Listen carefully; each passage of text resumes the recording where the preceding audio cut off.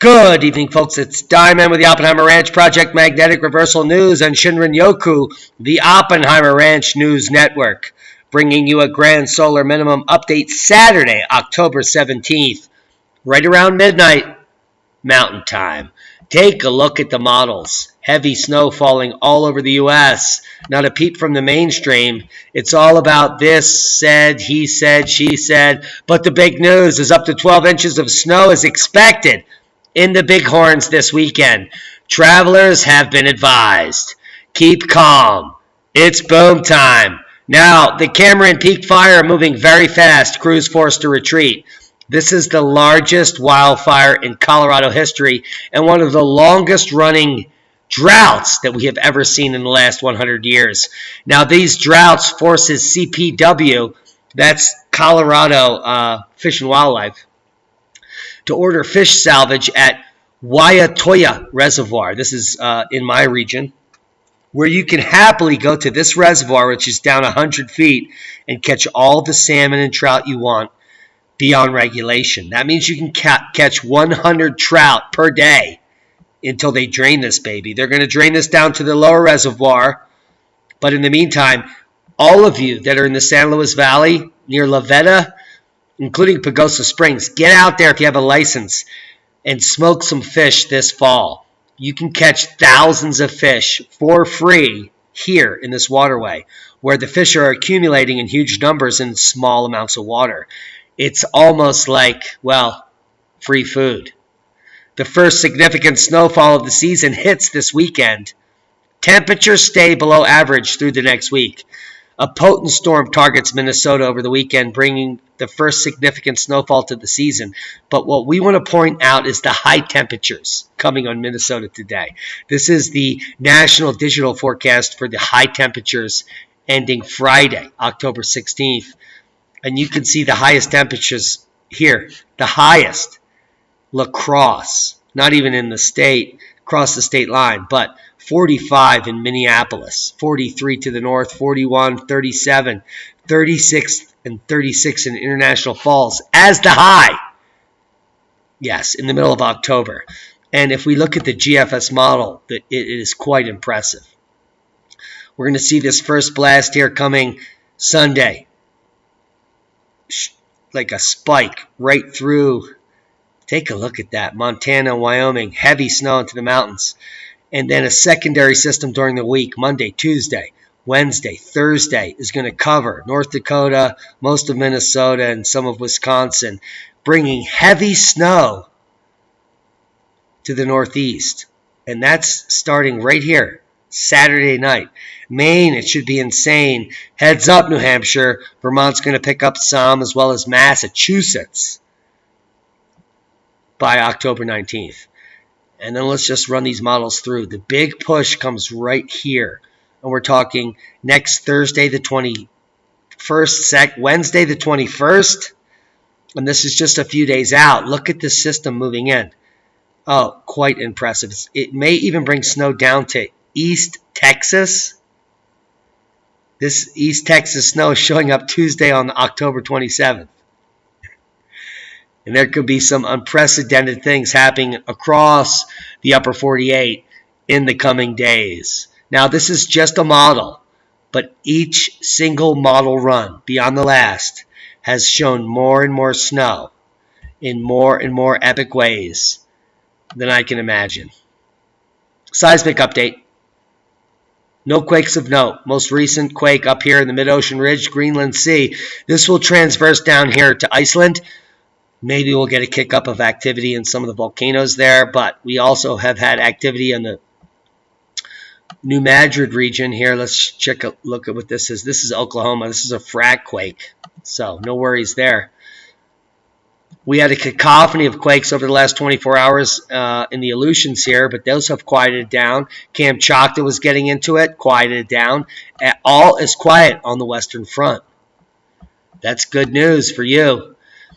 We've recently come off an uptick in space weather. According to the GOES X-ray flux, we have several moderate C flares as well as B flares coming off of a system that is equatorial on the sun currently, and that brought us out of that KP0 warning that we warned you about. We're now up in KP1 quite solidly, and with plasma speed and density increasing, we're not going to be down in KP0 anytime soon, but we should be looking for volcanic activity.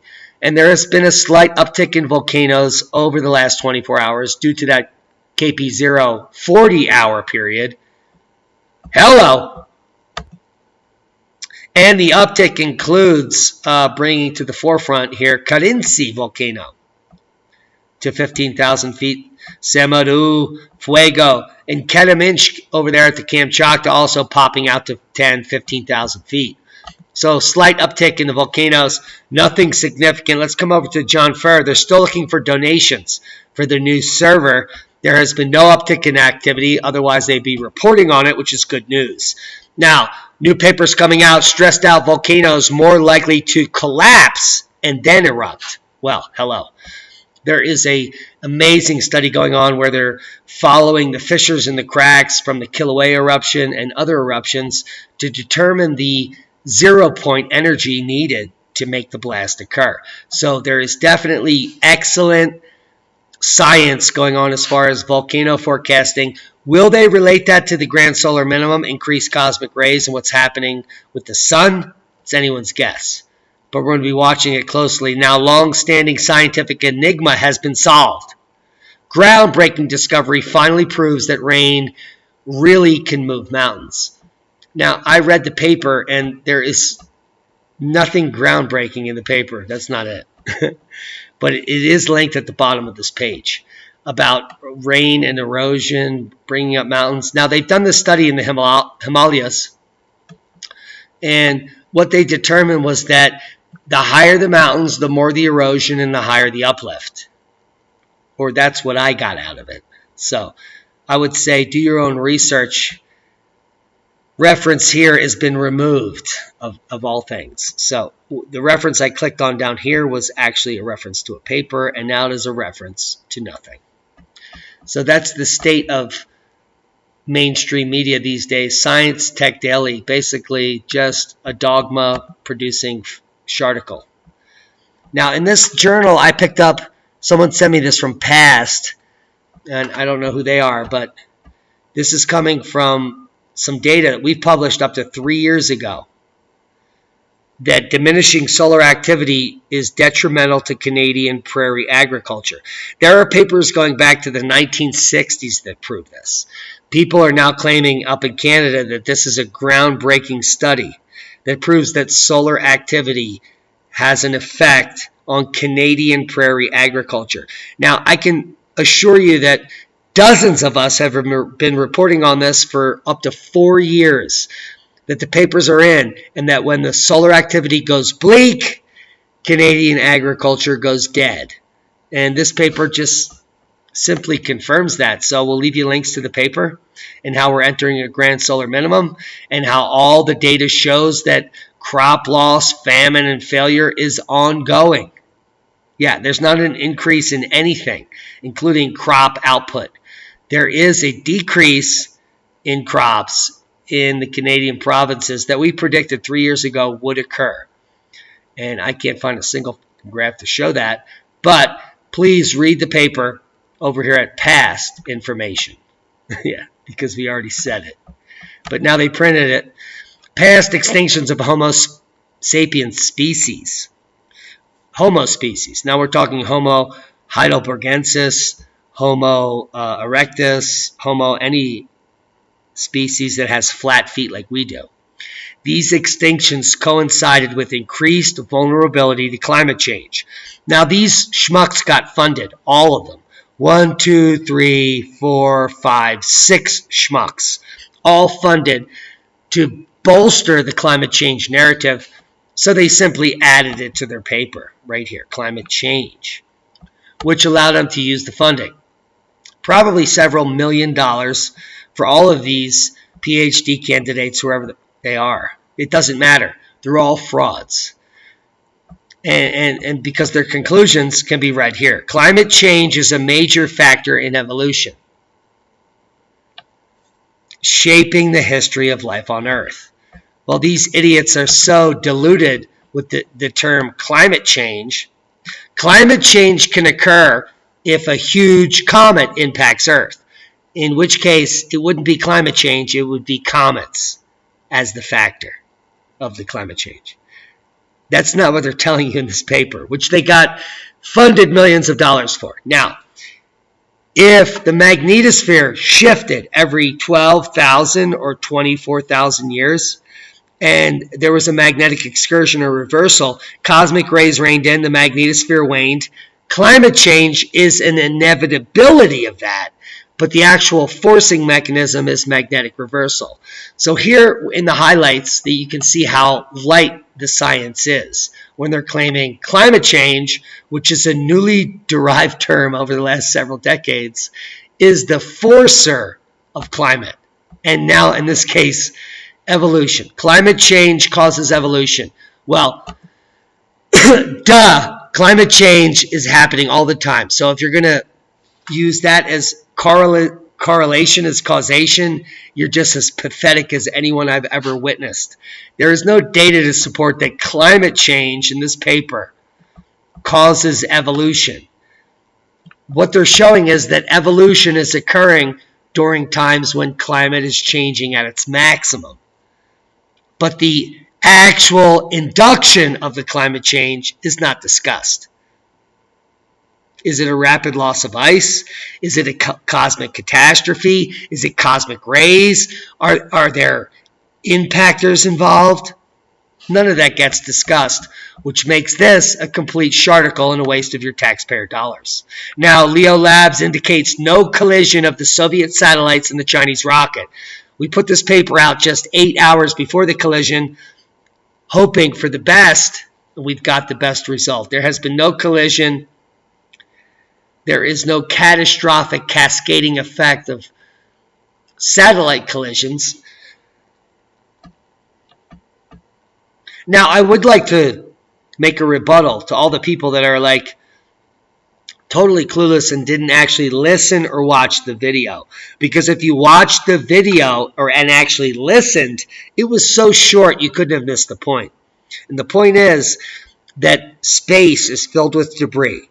Just like large holes that are dug next to Indian reservations in America where we put our trash, so that all the toxic waste and groundwater flows into the native reservations. That's the point. All this toxic waste and debris up in space has been put there because the powers that be know it's going to rain down on you, and they don't give a fuck about you. Now, the reality is, and a lot of people don't understand the science, is that all these little bits of space junk, even the ones that are operating called geostationary satellites, the ones that are circumpolar, the ones that are just raining the debris field in low Earth orbit, all these pieces of space junk, if they would, let's say, happen to re-enter all at the same time, that is not a catastrophe on the surface. These are tiny pieces of garbage made of metal, and as they re-enter, will burn up like meteorites. So what we will have is an amazing display of the first human meteorite display in history. It will be called Human Meteorite Display 1.0 or whatever. But almost none of this material will reach it to the surface because it simply doesn't have the diameter, the girth, or the weight of something like Skylab, which is bigger than most of these objects. So the reason pieces of Skylab reached the surface was because it entered at a gentle angle, it wasn't catastrophic, so on and so forth, and it was so massive because it was such an ancient space station that it was huge. It was like 100 feet long and just way too heavy. Like an old high school re-entering Earth. Most of that shit's going to hit the ground. Those are the facts. And also the facts are that these two pieces that we warned about the other night did not collide. So there's that. Now, Biden lashed out tonight at a CBS reporter when finally, for the first time, was asked about the New York Post report about the collusion with his son, the Ukraine government, the CCP, and lining his pockets with foreign money from our enemies. And he said, I have no response. It's just another smear campaign. And that is a sign of denial. And I don't mean the river in Egypt.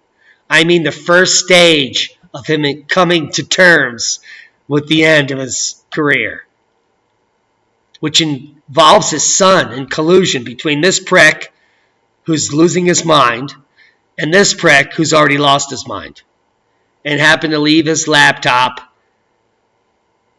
at a store to get fixed where he didn't pay the $75 hard drive fix fee.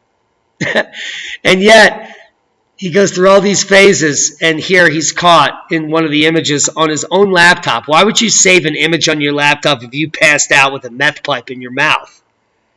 That would be the first image I would erase. But apparently Hunter Biden,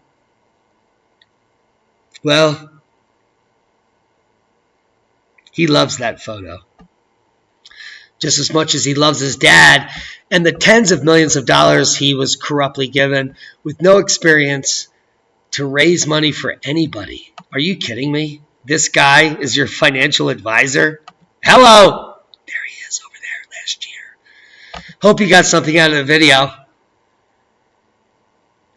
Hundreds, if not thousands of channels have been taken down through censorship illegally from multinational corporations like Twitter, YouTube, and other schmucks that are trying to control the future of this country in the direction of socialism. Vote Democrat, burn your cities, wear your mask, take the vaccine. It's insane. Proper prior planning prevents piss poor performance when the entire Constitution that you live under is about to be shat on Election Day, November 3rd. The corruption is imminent. It's in your face. The explanations are idiotic. It's just another smear campaign. Yeah, except Joe, these are actual tweets and actual emails from your actual family, which actually got found out. There is no way you can claim these are fake. The FBI and the CIA now has these disks, and I wonder how they will twist it. There is no way that they can claim that someone manufactured these tweets, these messages, and these emails. They're real as real can be. If anything else is reported in the coming days, then reality, well, has gone out the window. Because Hunter Biden has admitted to smoking crack cocaine. He was admitted to rehab in 2019, and we're now getting the emails about his collusion and corruption with Ukraine and China. The leaker of the CCP virus that has now changed the world as you know it.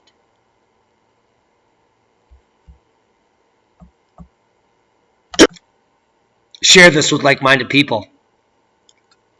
Subscribe to the channel if you haven't. Get this information out there. We love each and every one of you. Thank you to our one-time donors. The donor that sent a $100 one-time contribution today, we thank you. From the bottom of our heart. Be safe. We love you. Click on one of the boxes illuminating around the boom to gain more knowledge. And be safe. Oh, and vote. Vote like there is no tomorrow.